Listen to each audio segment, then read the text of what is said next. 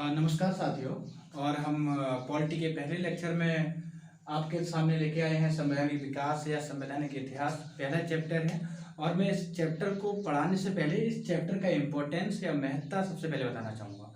इस चैप्टर से बहुत सारे क्वेश्चन सभी एक दिवसीय परीक्षा में, चाहे वो यूपीएसआई हुआ, चाहे पेट हुआ, या फिर इसके अलावा कोई भी एग्जाम आपका, चाहे रेलवे हुआ, चाहे सुपर टेट हुआ, चाहे जीआईसी प्रवक्ता हुआ, चाहे टीजीटी सोशल साइंस हुआ या जूनियर हुआ, इन सभी में इस चैप्टर से क्वेश्चन आते हैं और हर साल आते हैं, भरमार रहती है क्वेश्चन की।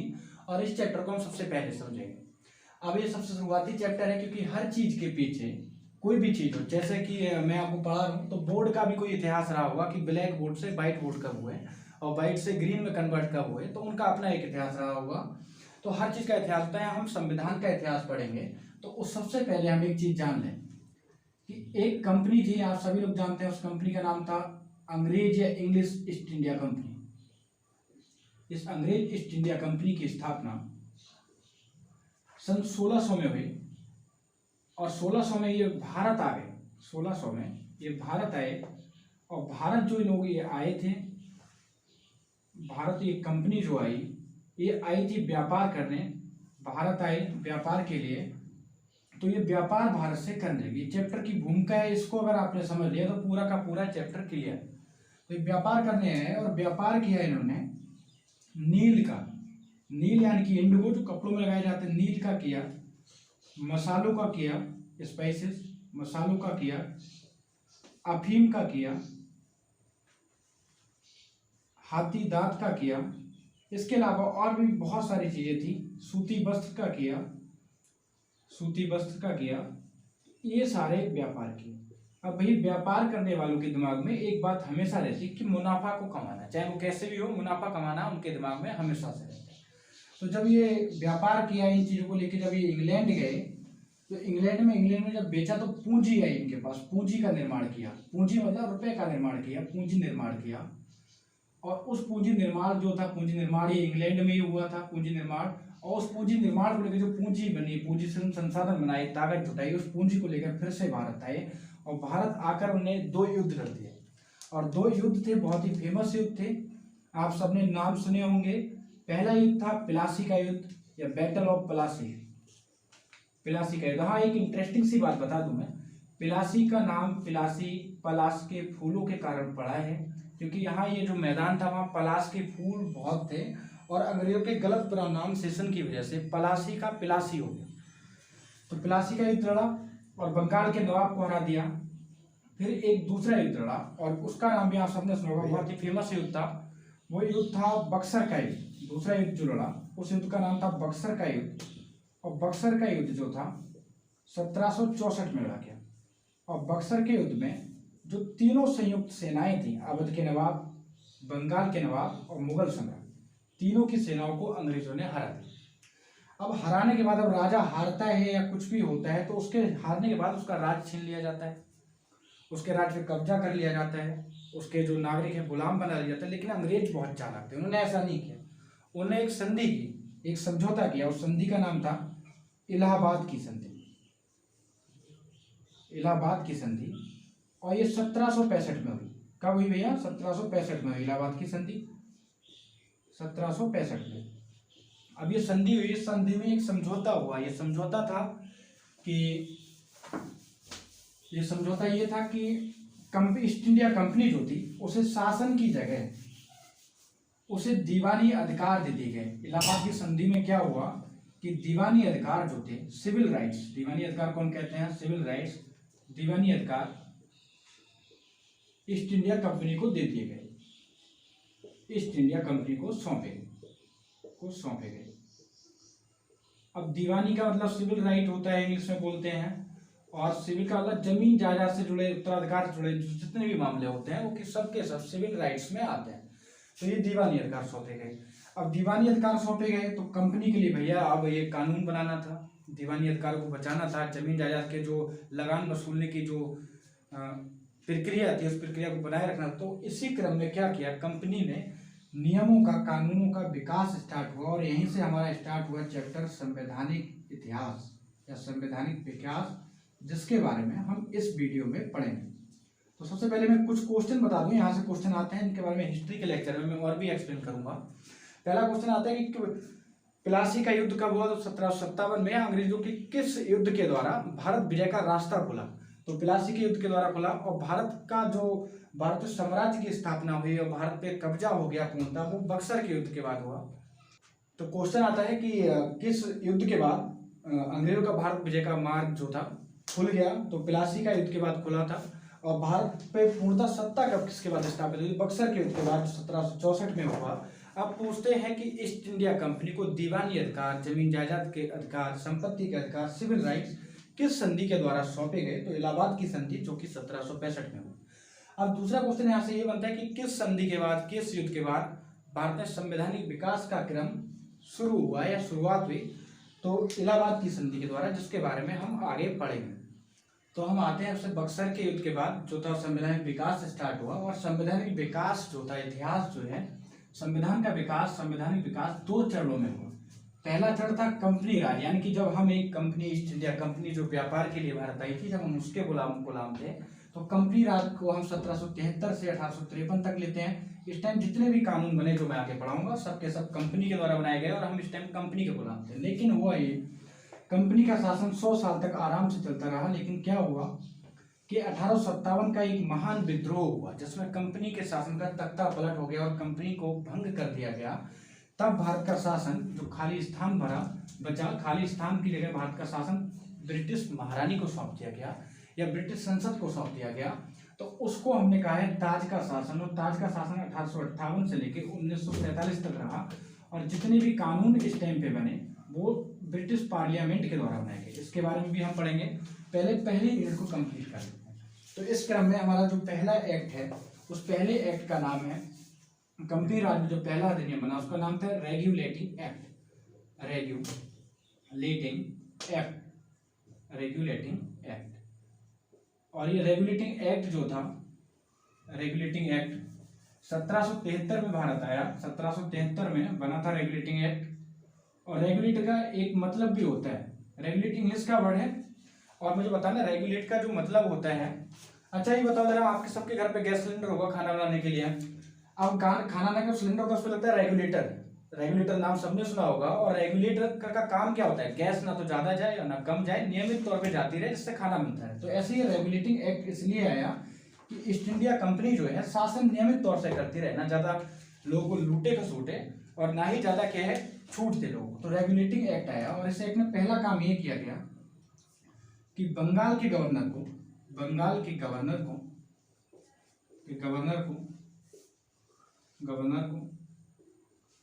का गवर्नर जनरल बना दिया गया। बंगाल का गवर्नर जनरल बना दिया गया।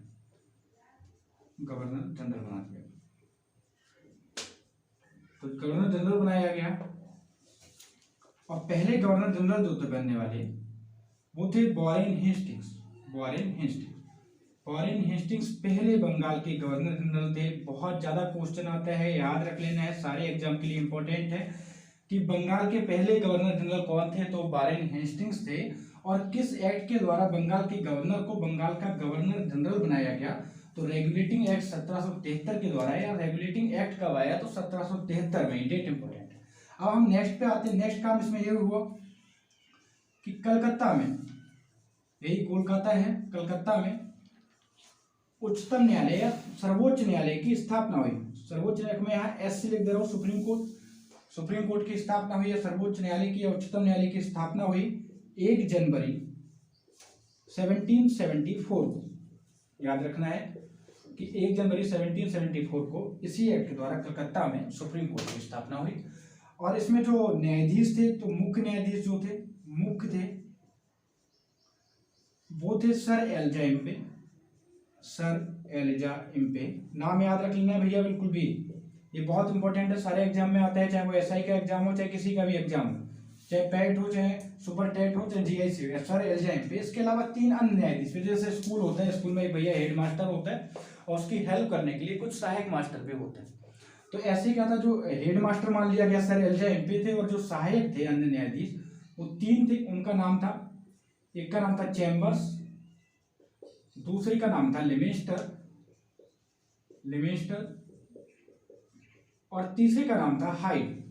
तो ये तीनों अन्य न्यायाधीश थे। इसके अलावा एक और खास काम हुआ, सारे क्वेश्चन बताऊंगा जो एग्जाम में आए हैं, ये बहुत ही इंपॉर्टेंट है, कोई बकवास नहीं है यहाँ पे, नो बकवास, सीधी बात।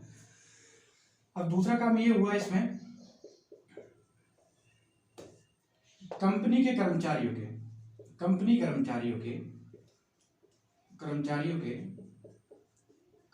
के निजी व्यापार, यानी कि जो उनका अपना खुद का व्यापार करते थे उस पर प्रतिबंध लगा दिया गया। निजी व्यापार व रिश्वत लेने पर प्रतिबंध लगा दिया। तो ये तीनों काम बहुत खास हैं, क्वेश्चन आते हैं यहाँ से। ये काम हुए इस रेगुलेटिंग एक्ट में। तो क्या था, कंपनी के जो कर्मचारी थे उनका क्या था, निजी व्यापार करते थे। जैसे मान लिया कि किसी कोचिंग में पढ़ाता हूँ या कोई कहीं पर जॉब करता हूँ किसी प्राइवेट कंपनी में, और मैं जिस प्राइवेट कंपनी में काम करता हूँ उसका बिजनेस है कपास बेचना। अब क्या है, मैं कपास कंपनी के लिए खरीदता हूँ, कंपनी मुझे सैलरी देती है। अब मैं क्या करूँ, कंपनी से सैलरी भी लूँ और कपास अपने लिए खरीद लूँ, घाटा कैसे होगा, कंपनी को होगा। तो ऐसे ही जो कर्मचारी थे भारत में मुनाफा कमाने के लिए आते थे, कंपनी का व्यापार करते थे, साथ साथ अपना व्यापार भी शुरू करते थे। तो घाटे में कंपनी जाने लगी, इसलिए कंपनी ने निजी व्यापार पर प्रतिबंध लगा दिया। फिर वो रिश्वत लेते थे। रिश्वत का एक नया तरीका था गिफ्ट लेना, भारतीय व्यापारी थे उनसे गिफ्ट यानी उपहार लेना, तो रिश्वत लेने पर भी प्रतिबंध लगा दिया गया। क्वेश्चन आता है, कंपनी कर्मचारी को निजी व्यापार, उपहार व रिश्वत लेने पर प्रतिबंध किस एक्ट के द्वारा लगाया गया? तो रेगुलेटिंग एक्ट 1773। कुछ बुक्स में 1784 है, जो राइट आंसर नहीं है इसका। पिट्स इंडिया एक्ट में कुछ दिया है ये, लेकिन वो राइट आंसर नहीं है। राइट आंसर है 1773 का रेगुलेटिंग एक्ट। फिर पूछते हैं कि कलकत्ता में सर्वोच्च न्यायालय की स्थापना कब हुई? तो 1 जनवरी 1774 को। किस एक्ट के द्वारा हुई? तो रेगुलेटिंग एक्ट के द्वारा। और उसमें मुख्य न्यायाधीश कौन थे? तो सर एलिजा इम्पे जो थे मुख्य न्यायाधीश थे। इसके अलावा अन्य न्यायाधीश कौन थे? तो चैम्बर्स, लिविंगस्टन, हाइड। यह क्वेश्चन बहुत टफ आया है एसआई में। कुछ क्वेश्चन होते हैं जो टफ होते, तो ऐसे आ जाएगा। इनमें से कौन कलकत्ता उच्चतम न्यायालय में न्यायाधीश नहीं था? तो ऑप्शन हो गए चैम्बर्स, लिविंगस्टन, हाइड, रोजवुड। तो क्या लगाओगे? रोजवुड, ये तीनों तो थे। तो चौथा जो भी है वो लगा देना है। तो ये एक्ट था रेगुलेटिंग एक्ट, और रेगुलेटिंग एक्ट से बहुत सारे क्वेश्चन आते हैं। फिर से बताता हूँ एक बार कि रेगुलेटिंग क्या था, नियंत्रित करने वाला ये एक्ट था। इसके में बंगाल के गवर्नर को बंगाल का गवर्नर जनरल बना दिया गया। दूसरा काम इसमें ये हुआ कि कलकत्ता में सर्वोच्च न्यायालय की स्थापना हुई, जिसमें 3 अन्य न्यायाधीश थे और एक मुख्य न्यायाधीश जिनका नाम सर एलिजा इम्पे था। इसके अलावा ईस्ट इंडिया कंपनी के कर्मचारियों के व्यापार व रिश्वत लेने पर प्रतिबंध लगा दिया गया। फिर उसके बाद एक और एक्ट आया, बहुत इंपॉर्टेंट, मोस्ट इंपॉर्टेंट। उस एक्ट का नाम था पिट्स इंडिया एक्ट। याद रखना है भैया, पिट्स इंडिया एक्ट। बहुत सारे क्वेश्चन आते हैं यहाँ से, पिट्स इंडिया से, रेगुलेटिंग से क्वेश्चन की भरमार रहती है। पिट्स इंडिया एक्ट, और ये एक्ट 1784 या 1784 में आया। इसे हम पिट का इंडिया एक्ट भी कहते हैं। और जो विलियम पिट थे, इनने इसे बनाया था। विलियम पिट ब्रिटेन के प्रधानमंत्री थे। विलियम पिट जो थे, इन्होंने इस कानून को बनाया था। ब्रिटिश पीएम थे, ब्रिटेन के पीएम थे, प्राइम मिनिस्टर थे ये, उनने इस एक्ट को बनाया था। तो इसलिए इन्हें पिट्स का इंडिया एक्ट कहते हैं। इसमें ये काम हुआ था, कंपनी क्यों आई थी? आपको जब चैप्टर के बैकग्राउंड पे यहाँ से पहले होता है, कंपनी क्यों आई थी? व्यापार करने या राज करने? तो आपको पता होगा ईस्ट इंडिया कंपनी भारत में व्यापार करने आई, लेकिन व्यापार करते करते ये हुआ कि वो राज करने लगी, इतना मुनाफा कमाया। तो 2 काम हो गए। पहला काम व्यापार करने आई, व्यापारिक कार्य। दूसरा काम हो गया व्यापार करते करते राज करने लगी, तो राजनीतिक कार्य। और इसमें यही हुआ कि व्यापारिक और राजनीतिक कार्यों को अलग अलग कर दिया गया। व्यापारिक और राजनीतिक जो कार्य थे, व्यापारिक और राजनीतिक कार्यों को अलग अलग कर दिया। पिट्स इंडिया एक्ट में पढ़ रहे हैं भैया हम, व्यापारिक और राजनीतिक कार्य जो थे अलग अलग कर दिए गए। व्यापारिक कार्य को हम एक साइड लिखते हैं, पिट्स इंडिया एक्ट में ये याद रखना है। राजनीतिक कार्य को हम एक साइड रखते हैं, अलग अलग किए गए। याद करने में इससे बहुत आसानी होगी आपके लिए, ऐसे ही लिखना है आपको। तो व्यापारिक कार्यों के लिए जो था कोर्ट ऑफ डायरेक्टर्स काम करता रहा। जो व्यापार करने का काम जो था वो कोर्ट ऑफ डायरेक्टर्स के पास था। कोर्ट ऑफ डायरेक्टर्स में जो मेंबर थे यानी सदस्य थे वो 24 थे।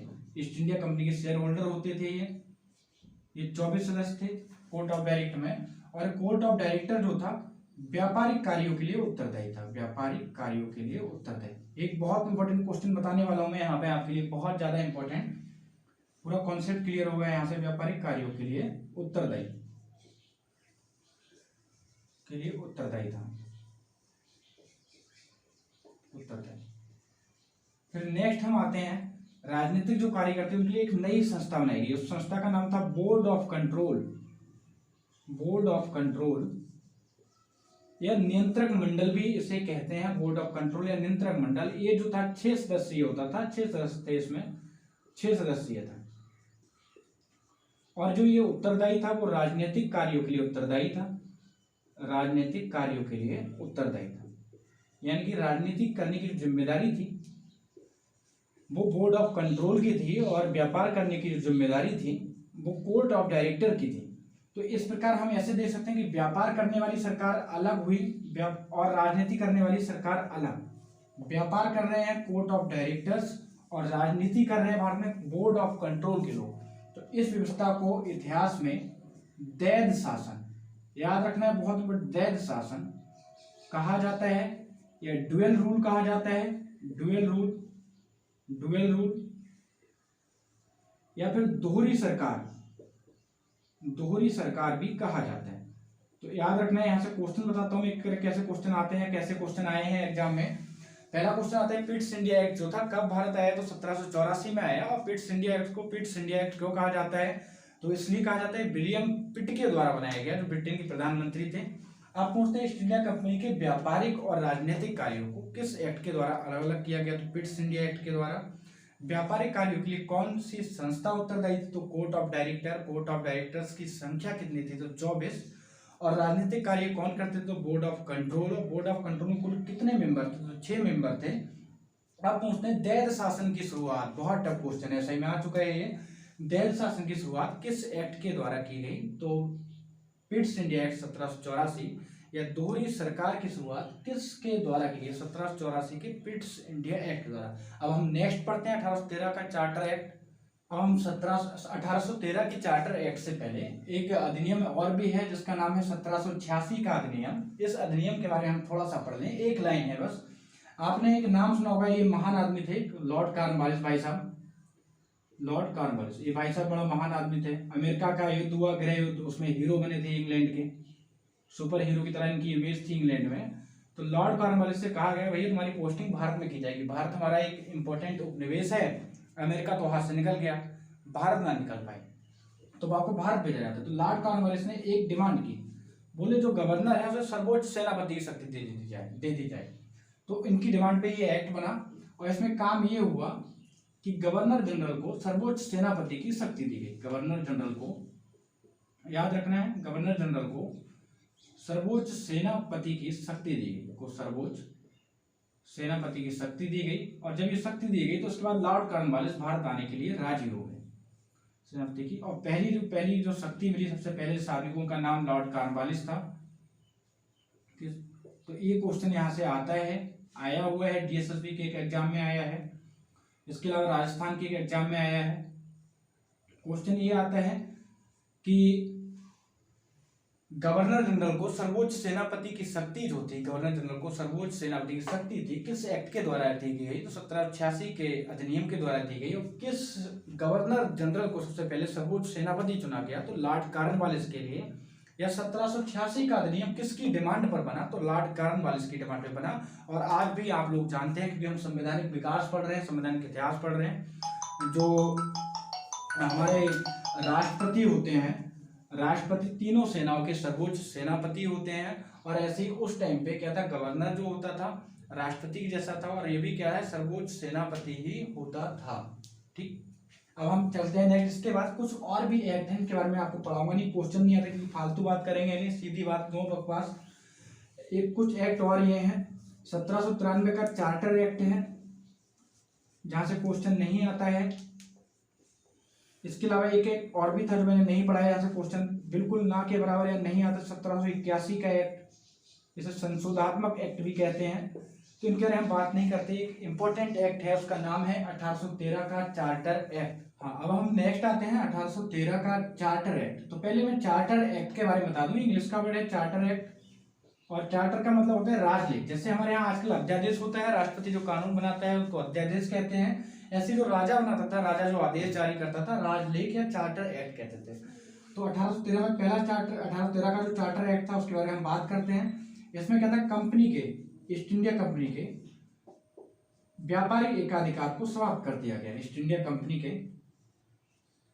व्यापारिक एकाधिकार को समाप्त कर दिया गया। व्यापारिक एकाधिकार को समाप्त कर दिया गया। एकाधिकार को समाप्त कर दिया गया। अब क्या है, एकाधिकार को हम कहते हैं इंग्लिश में मोनोपोली, यानी कि जो मोनोपोली थी, ईस्ट इंडिया कंपनी भारत से व्यापार करती थी, ईस्ट इंडिया कंपनी व्यापार कर सकती थी, जो ये व्यापारिक एकाधिकार कंपनी के पास था उसे समाप्त कर दिया गया पूर्णतः। लेकिन चीन और चाय को छोड़कर, चीन के साथ जो व्यापार होता था, चीन और चाय का व्यापार छोड़कर, ये अब भी ईस्ट इंडिया कंपनी के पास ही रहे। चीन और चाय का व्यापार छोड़कर बाकी सारे के सारे अधिकार खत्म कर दिए गए। तो चीन के साथ व्यापार जो होता था वो अफीम का व्यापार होता था, अफीम जाती थी, और चीन को नशेड़ियों का देश ईस्ट इंडिया कंपनी ने बना दिया था, बिना गुलाम किए ही गुलाम कर लिया, अफीम पिला के। और चाय के बागानों में बहुत रुपया लगा था, जैसे आपने नाम सुनेंगे लिप्टन ब्रू बॉन्ड, चाय के नाम है, ये ऐसे बागान उसी टाइम बने थे। तो चाय के बागान को, व्यापार को छोड़ दिया गया, बोले ईस्ट इंडिया कंपनी करेगी, और बाकी सारा व्यापारिक अधिकार छीन लिए गए और सारे अंग्रेजों के लिए खोल दिए गए। दूसरा काम ये हुआ कि ईसाई मिशनरियों को धर्म प्रचार की आज्ञा। मिशनरी नाम सुना होगा आपने, ईसाई मिशनरियों को, इस मिशनरियों को धर्म प्रचार की आज्ञा। ये क्या होता है इसके बारे में बात करूंगा मैं अभी। धर्म प्रचार की आज्ञा दी गई, ये दूसरा काम हुआ इसमें। देखो मिशनरी क्या होता है, जो मिशन पे आते हैं, एक उद्देश्य पे जाते हैं, एक बड़े उद्देश्य पे जाते हैं, उन्हें मिशनरी कहा जाता है। और इनमें इस मिशनरियों का उद्देश्य था भारत की संस्कृति को बदल देना, भारत के दिमाग को पाश्चात्य तरीके का कर देना, वेस्टर्नाइजेशन ला देना, ये इन मिशनरियों का काम था। और इन मिशनरियों आके सबसे पहले शिक्षा व्यवस्था पर हमला किया। और ऐसे बहुत सारे स्कूल के नाम सुने होंगे आपने, चाहे वो सेंट मारिया हुआ, चाहे वो हार्टमैन हुआ, चाहे बुड्रो सीनियर सेकेंडरी हुआ, या कोई से भी स्कूल जो मिशनरी स्कूल था, सीसी कॉन्वेंट हुआ, सेंट जेवियर हुआ, ये ऐसे स्कूल मिशनरी स्कूल होते हैं, चर्च होता है। और ऐसे मिशनरी के स्कूलों की स्थापना इसी टाइम से जाके शुरुआत हो गई, और इसी टाइम पे आए थे भारत में मिशनरी। नेक्स्ट काम एक ये हुआ इसमें अंतिम काम कि शिक्षा को प्रोत्साहन दिया गया। शिक्षा को प्रोत्साहन दिया गया। प्रोत्साहन कैसे दिया गया, क्योंकि जब बजट आया भारत का तो उस बजट में कहा गया कि भैया शिक्षा के लिए भी 1 लाख रुपया खर्च किया जाएगा। वो खर्च नहीं हो पाया, वो अलग बात है, उसके बारे में बात करूंगा आपसे किसी वीडियो में। तो शिक्षा को प्रोत्साहन सबसे पहले इसी में दिया गया, 1 लाख रुपए का बंद किया गया था, लेकिन खर्च नहीं हो पाया था, उसमें बाद में बात करूंगा मैं। अब यहाँ से क्वेश्चन ऐसे आते हैं कि ईस्ट इंडिया कंपनी के व्यापारिक एकाधिकार को या व्यापारिक मोनोपोली को, ट्रेडिंग मोनोपोली को किस एक्ट के द्वारा समाप्त किया गया, तो 1813 के चार्टर एक्ट के द्वारा समाप्त किया गया। दूसरा क्वेश्चन ये आता है कि चीन और चाय के साथ, चीन के साथ और चाय के व्यापार को छोड़कर, चीन के साथ और चाय के व्यापार को छोड़कर व्यापारिक एकाधिकार कब भंग हुए, तो 1813 के चार्टर एक्ट के द्वारा। ईसाई मिशनरियों को धर्म प्रचार की आज्ञा किस एक्ट के द्वारा दी गई, तो 1813 का चार्टर एक्ट। या शिक्षा पर 1 लाख बजट का उपबंध कब किया गया है, शिक्षा को प्रोत्साहन किस एक्ट के द्वारा दिया गया, तो 1813 का चार्टर एक्ट। बाकी थैंक यू क्लास, और बाकी नेक्स्ट वीडियो में आपको इससे आगे का मिलेगा।